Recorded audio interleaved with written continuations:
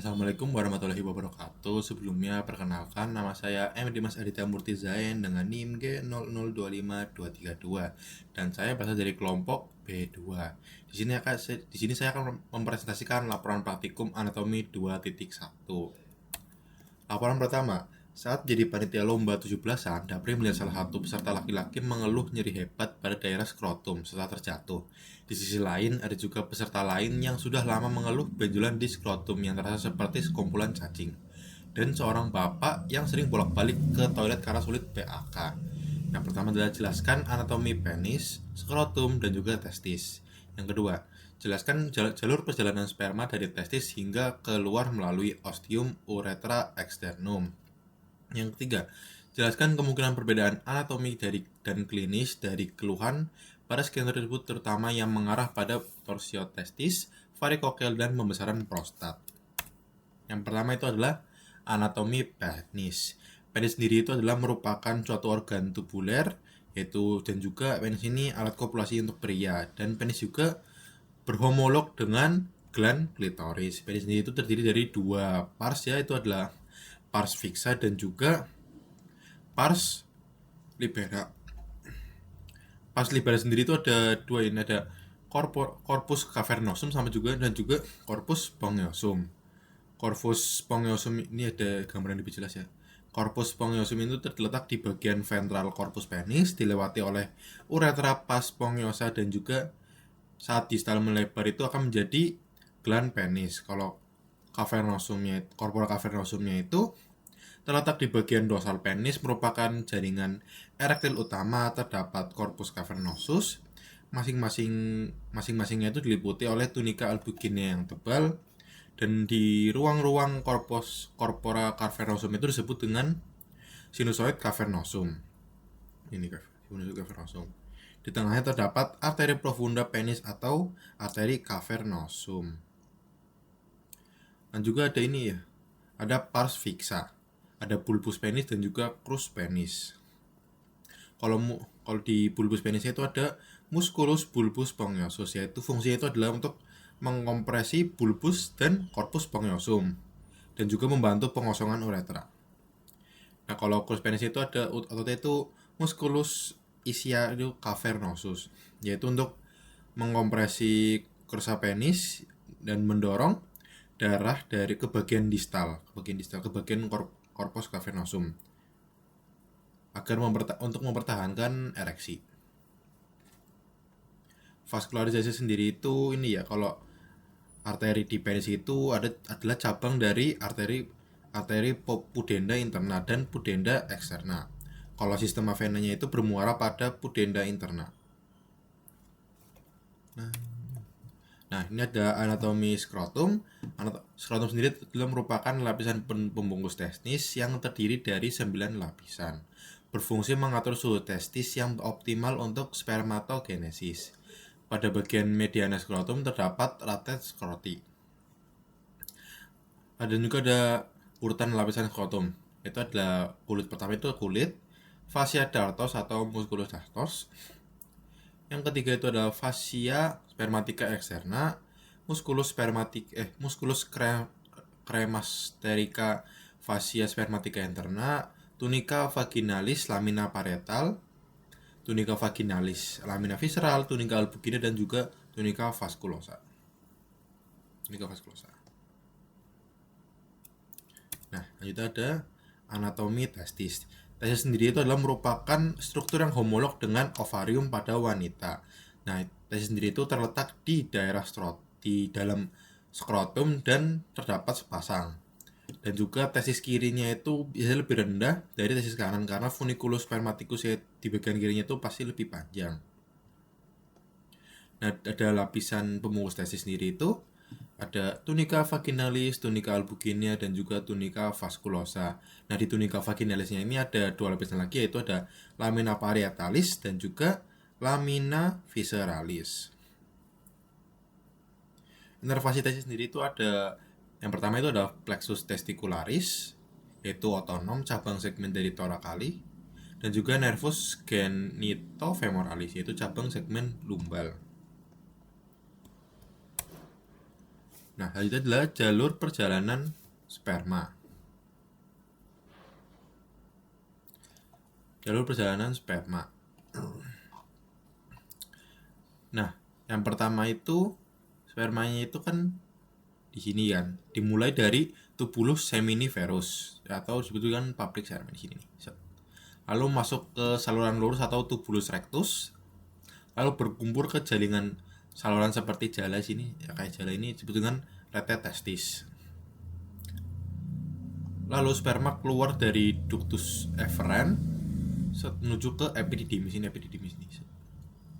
Lalu sperma tadi itu kan masuk ke ductus deferens melewati kanal inguinal lalu melebar di ujungnya menjadi ampula di sini.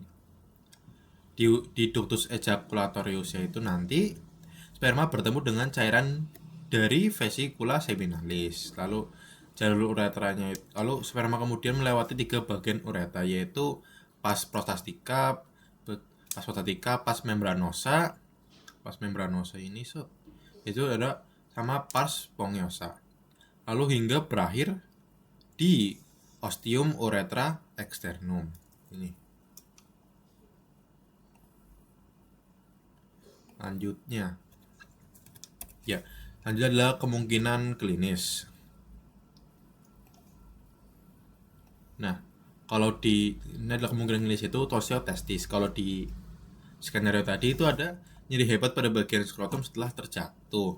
Penjelasan klinisnya itu di mana testis terpelintir pada funiculus spermaticus yang di bagian sini sehingga memutus aliran darah ke testis. Jika tidak ditangani dengan cepat ini bisa mati ya, testis bisa mati atau nekrosis. Lalu ini varikokel. Kalau di skenario tadi itu adalah benjolan di skrotum terasa seperti sekumpulan cacing. Ini adalah dilatasi atau pelebaran abnormal dari plexus pampiniformis, yaitu adalah vena-vena di dalam skrotum. Teksturnya itu kayak ini, kayak cacing, dan adalah tanda khasnya kayak cacing ini. Dan juga ini bisa menjadi penyebab ketidaksuburan. Lalu untuk ini ada klinis terakhir yaitu pembesaran prostat. Kalau di skenario tadi itulah bolak-balik ke toilet karena sulit PAK. Umumnya itu biasanya pembesaran prostat itu terjadi pada pria yang usia lanjut usia. Prostatnya itu kan akan membesar dan menekan uretra pars prostatica sehingga aliran urin itu terhambat dan kandung kemih itu tidak pernah terasa kosong sepenuhnya, jadi kayak penuh terus gitu walaupun udah kayak keluar. Nah, itu adalah laporan kedua. Saat acara camping, Miko sudah menahan kencing sejak sore karena toilet umum antre panjang. Malamnya, ia mengeluh nyeri pinggang yang menjalar ke bawah, anyang-anyangan, dan merasa PAK tidak lampias. Keesokan paginya, temannya panik karena Miko bolak-balik ke toilet sambil memegangi pinggang seperti sedang audisi sinetron. Yang pertama adalah jelaskan pembagian organ sistem uropoetika dan fungsi umum masing-masing organ. Yang kedua adalah jelaskan alur perjalanan urin mulai dari ren hingga keluar melalui uretra, serta sebutkan bagian-bagian penting yang dilalui. Ini pembagian organ sistem uropoetika ada ren, ureter, vesika urinaria, dan juga uretra. Ren pertama itu ada ren. Ren itu fungsinya itu adalah ekskresi, itu menyaring darah dengan membuang sisa metabolik, zat kimia asing, dan zat-zat yang tidak diperlukan tubuh. Filtrasi, yaitu adalah menyaring darah dan memulai proses pembuatan urin. Dan juga ada fungsi itu adalah regulasi, yaitu mengatur keseimbangan pH, volume, dan komposisi cairan tubuh. Kalau sekresi itu adalah mensekresikan hormon-hormon. Nah, itu adalah ureter.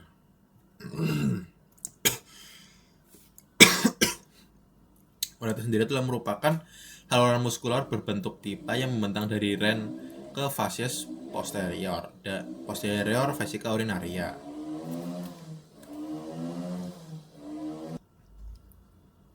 Lalu ureter itu memasuki apectura pelvis superior dan berjalan ke anterior dari perjabangan arteri iliaca communis lalu ke lateral sepanjang dinding dan dasar pelvis, kemudian memasuki barisan vesika urinaria dalam posisi miring atau diagonal untuk mencegah reflux urin ke ureter saat vesika urinaria itu penuh.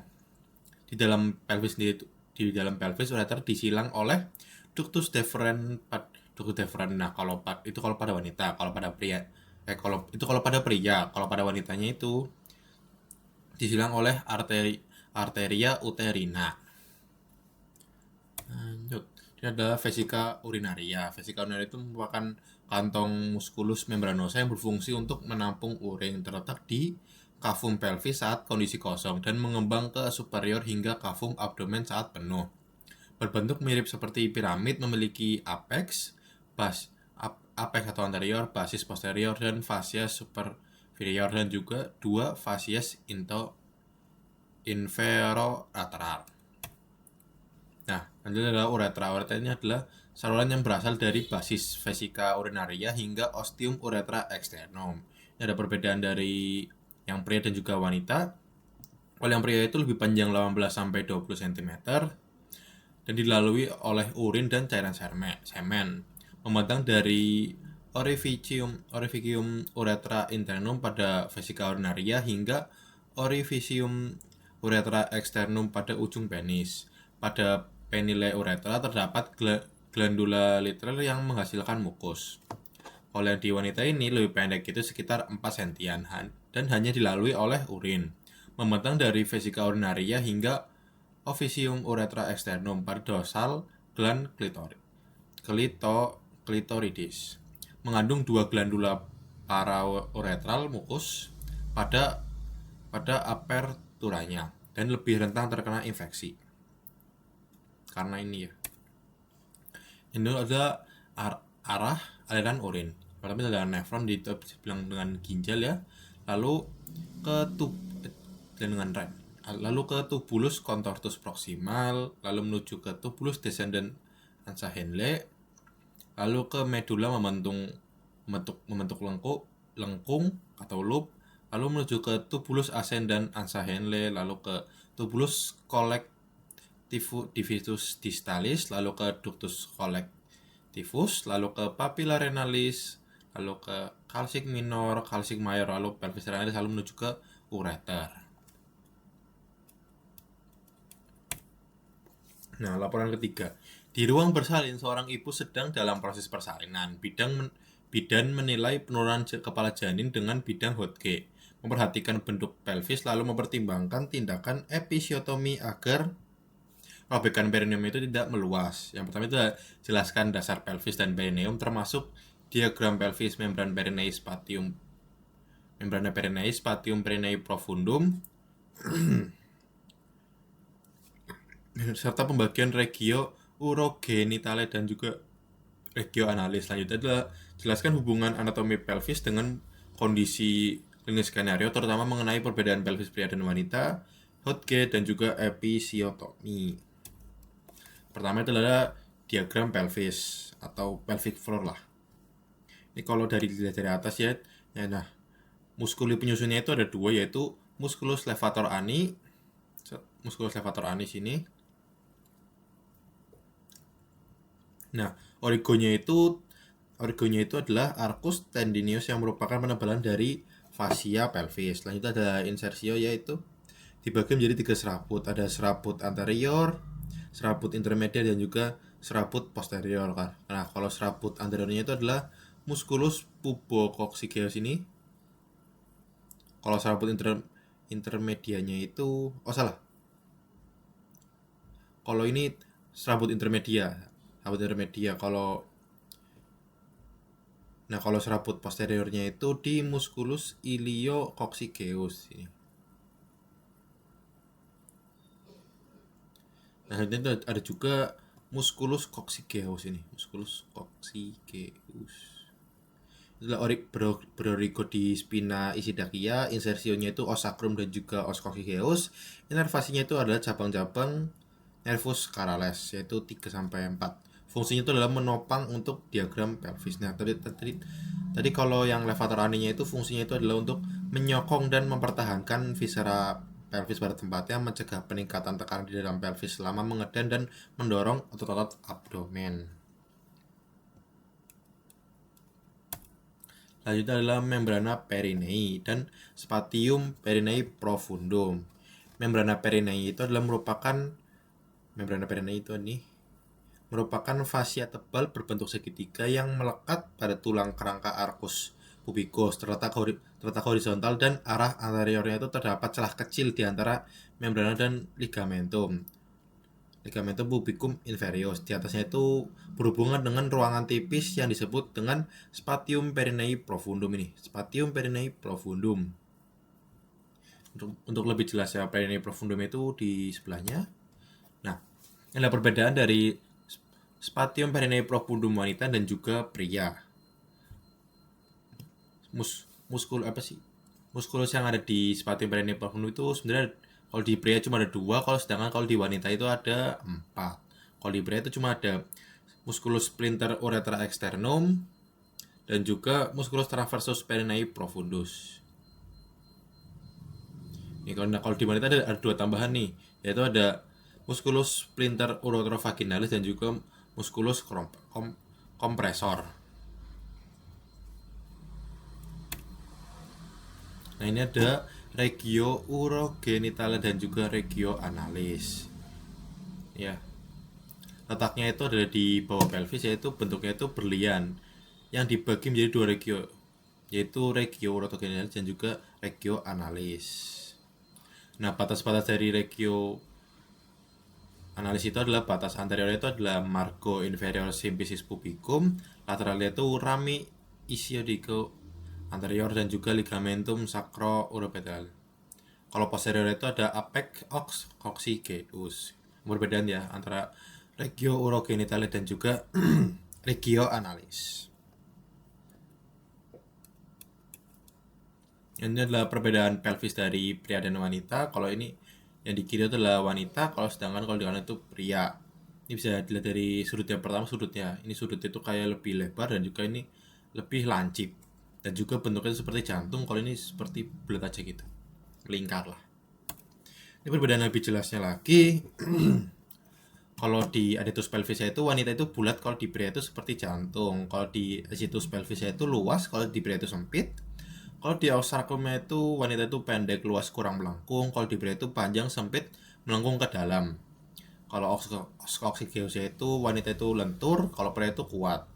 Os iliumnya itu kalau wanita itu miring ke lateral, sedangkan kalau pria itu lebih tegak. Cavitas pelvicus yaitu wanita itu dangkal dan luas, kalau pria itu dalam dan sempit. Tulang pelvisnya itu kalau wanita itu tipis dan tidak kuat, sedangkan pria itu tebal dan kuat. Kalau arcus pubisnya itu wanita itu membulat, sedangkan pria itu sempit. Foramen oblutatorumnya itu triangular kecil, kalau pria itu triangular lebar. Acetabulumnya itu kecil, kalau pria itu luas. Incisura isidakia itu luas dangkal, sedangkan kalau pria itu sempit dalam. Spina isidakianya itu tidak menonjol, sedangkan pria itu menonjol. Yang selanjutnya adalah bidang Hodge. Bidang Hodge 1 ini ditarik setinggi dengan adductus pelvis. Ini adalah bidang Hodge ya ini. Bidang Hodge 1. Kalau bidang Hodge 2 itu yang ditarik melalui tepi bawah symphysis osis pubis dan sejajar dengan bidang Hodge 1. Sejajar. Tariknya itu melalui tepi bawah symphysis osis pubis. Nah, kalau bidang Hodge ketiganya itu ditarik setinggi dengan spina ischiadica dan sejajar dengan bidang Hodge 1 dan 2. Intinya sejajar sama bidang 1 dan 2. Kalau bidang Hodge 4 itu ditarik dengan sejajar dengan os coccygeus dan sejajar setinggi os coccygeus dan sejajar dengan bidang Hodge 1, 2 dan 3. Selanjutnya adalah episiotomi. Episiotomi itu ada 2 ya, kadang ada 2. Ada midline episiotomi dan juga mediolateral episiotomi. Misalkan jadi kan di skenario itu kayak mau dipotong gitu episiotomi karena biar apa sih robekan perineum itu tidak terlalu lebar. Ini contoh gambarnya. Ada midline episiotomi dan juga mediolateral episiotomi. Terima kasih telah mendengarkan. Wassalamualaikum warahmatullahi wabarakatuh.